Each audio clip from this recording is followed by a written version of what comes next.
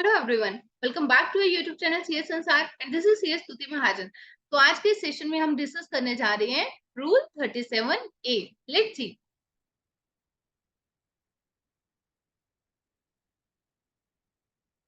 Rule 37A of the CGST rules 2017. Rule 37A has been introduced by notification number 26 by 2022, central text dated 26 दिसंबर 2022। ये वाला rule आया था हमारे पास 26 दिसंबर 2022 के अंदर। The rule is reproduced below. तो ये रूल क्या डिस्कस करते हैं? Reversal of ITC in case of non payment of tax by the supplier and reavailment thereof. अगर सप्लायर ने टैक्स की पेमेंट नहीं की तो उस केस में हमने जो आईटीसी उसका अवेल किया है उसको हमें रिवर्स करना पड़ेगा। ITC has been availed by a registered person in the return in form GST or 3B for the tax period in respect of such invoice or debit note, the details of which have been furnished by the supplier in the statement of outward supplies in the form GSTR1 or using the IFF facility, but the return in form GSTR3B for the tax period corresponding to said statement of outward supplies has not been furnished by such supplier till the 30th day of September following the end of the financial year।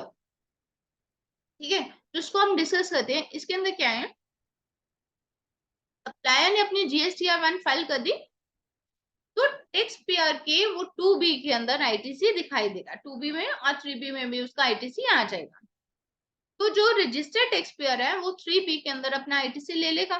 ठीक है, इसका मतलब क्या हुआ, supplier ने अपनी GSTR1 file कर दी और 3B के अंदर जो रजिस्टर्ड टैक्स पेयर था उसने अपना आईटीसी ले लिया।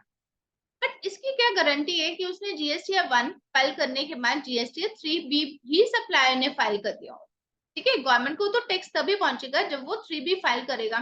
आपने तो आईटीसी ले लिया, मतलब उसने GSTR1 जो सप्लायर ने फाइल किया उसका आईटीसी आपने तो ले लिया, बट इसकी तो कोई गारंटी नहीं है ना कि गवर्नमेंट को वो टैक्स पहुंचा या नहीं पहुंचा। तो उसके लिए उन्होंने क्या बोला, but the return in form GSTR3B for the tax period corresponding to said statement of outward supplies has not been furnished by such supplier। वही वो कह रहा है, उसने 1 तो फाइल कर दी, GSTR1 सप्लायर ने फाइल कर दी, बट GSTR3B उसने फाइल नहीं की।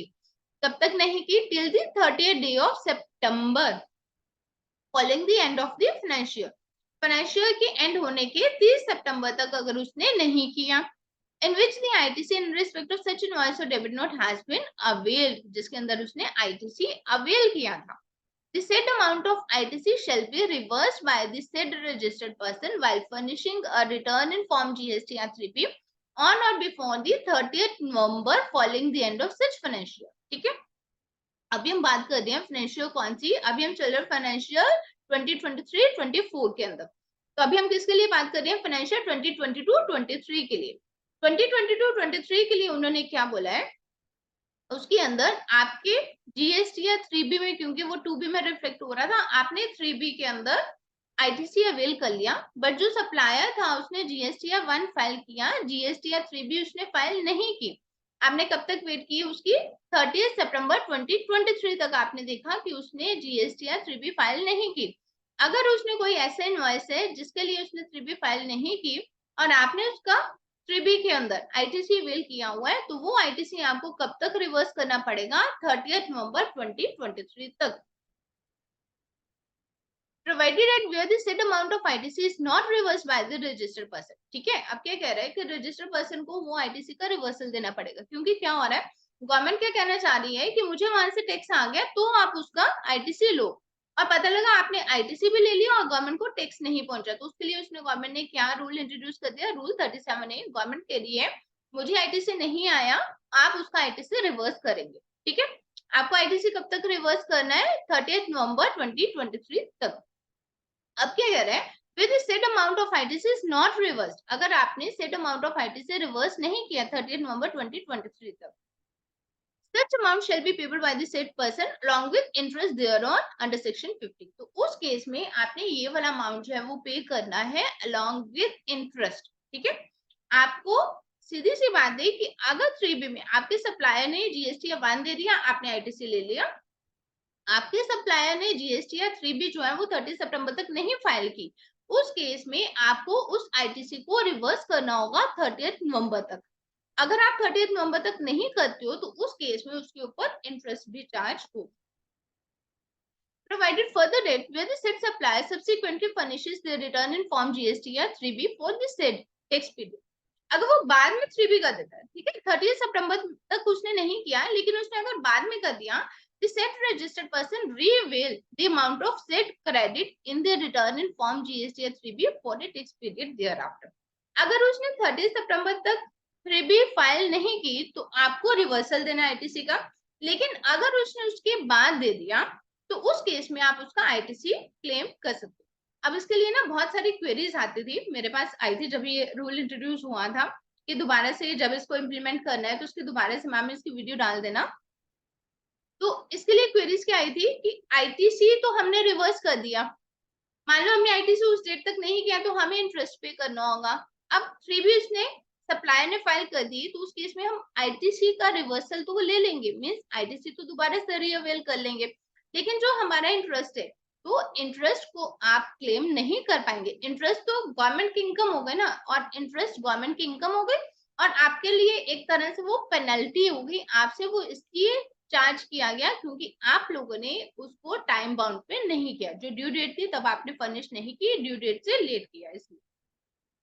In simple words, if your supplier does not furnish their GST or 3B by 30 September of the next financial year, then you need to reverse the ITC availed on the invoices raised by those suppliers. तो उस case में अगर उसने 30 सितंबर तक अपनी 3B file नहीं की है तो आपको ITC को रिवर्स करना होगा, ठीक है।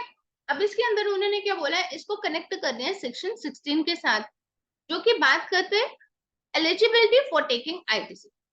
सेक्शन 16(2) क्या बात करता है, notwithstanding anything contained in this section, no registered person shall be entitled to the credit of any ITC in respect of any supply of goods or services or both to him unless, कब तक, subject to the provision of section 41, the tax charged in respect of such supply has been actually paid to the government either in cash or through utilization of ITC admissible in respect of the said supply. इसके अंदर क्या है, ITC आपको तभी मिलेगा जब वो tax actually government को पे हो जाएगा, ठीक है। तो वही इसने बात की कि जो जीएसटीआर रिटर्न है वन फाइल करके आपने आईटीसी तो ले लिया, लेकिन उसने गवर्नमेंट को टैक्स नहीं पे किया 3B के थ्रू, तो तभी वो रूल 37A लेके आया कि 3B फर्निश करोगे तो आईटीसी क्लेम करोगे, अगर 3B फर्निश उसने नहीं की तो आपको आईटीसी का रिवर्सल देना होगा, ठीक है। अब यहाँ पे उसने क्या बोला, ये केस उसने बताया कि हो सकता है कि आपने जीएसटी या 1 जो है वो फाइल की है, उसके अंदर आपने अपनी लायबिलिटी दिखाई है, एक्चुअल लायबिलिटी ₹1 लाख, ठीक है, लेकिन जब आपने 3B फाइल की है उसको आपने वहां पर सिर्फ अपनी 10,000 की टैक्स लायबिलिटी दिखा दी है। अब इसी चीज को सिचुएशन को, अब क्या हो गया, पहले तो हमने बात की 3B फाइल नहीं की, अब 3B तो उसने फाइल कर दी, उसमें लायबिलिटी कम दिखा दी, तो इसी सिचुएशन को टैकल करने के लिए गवर्नमेंट जो वो दो नए रूल्स लेके आई है, rule 37A and rule 88C। 88C rule क्या बात करता है, इसके अंदर बहुत ज्यादा डिटेल में नहीं जाएंगे। रूल 88C क्या बात करता है कि जीएसटी 1 के अंदर जो आपने लायबिलिटी दिखाई है वही लायबिलिटी आपकी 3B में होनी चाहिए। अगर आपकी 3B में कम है क्योंकि आपको एक्चुअल लायबिलिटी पे करनी है, अगर तो कोई रीजन है देन इट्स ओके, लेकिन अगर आपकी लायबिलिटी कम है तो उस केस में रूल 88C जो है वो एप्लीकेबल हो जाएगा, ठीक है।